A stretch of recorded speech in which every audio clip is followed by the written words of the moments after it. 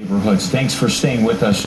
For the news at 6, I'm Brandon Lee. And I'm Nicole Kreitz. 12 people are confirmed dead now and one person still missing. This happened on the Arizona-Utah border town, twin cities of Colorado City and Hilldale. The town is known as the headquarters of the Fundamentalist Church of Jesus Christ of Latter-day Saints. Mike Watkis has been there all day long. He joins us now with the very latest. Mike?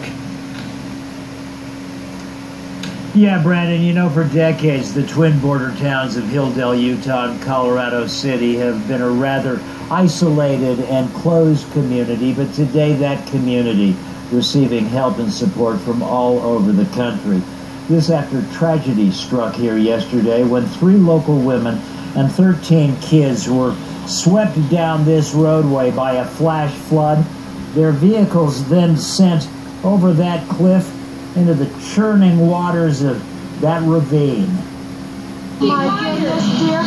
It's flooding into John's yard. Oh, it's going to come flooding in our yard, dear. As the rushing waters began rising outside her Hilldale, Utah home yesterday afternoon, Virginia Black used her cell phone to record an event that will haunt her the rest of her days. Oh, dear, there's 2 vehicles. Oh, no, there's 2 vehicles. A large van and an SUV filled with 16 people, 3 adult women and 13 children, first picked up by the flood waters and then carried downstream. Oh, no, dear. Oh, no. I'm still really shook up. It was very heart-wrenching to see them go over, and I couldn't do anything about it. The torrent carrying the vehicles nearly a quarter of a mile. 3 of the children miraculously got out and were rescued, but the other 13 not nearly so lucky, as emergency responders began finding the bodies as the water receded.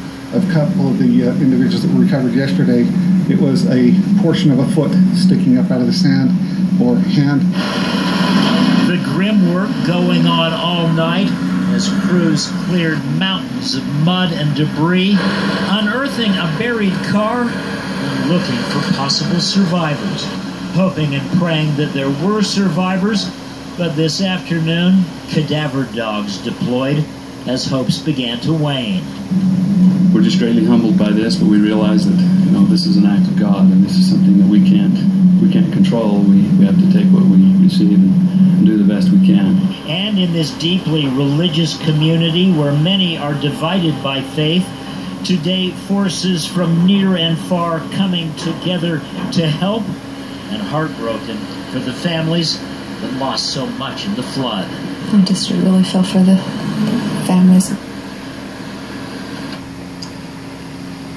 Yeah, and you come back to us live again. Aid coming in from both the states of Utah and Arizona and around the country, as we mentioned. The cleanup is going to take some time here.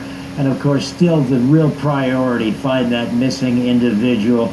A lot of heartache here along the Utah-Arizona border tonight. We'll throw it back to you.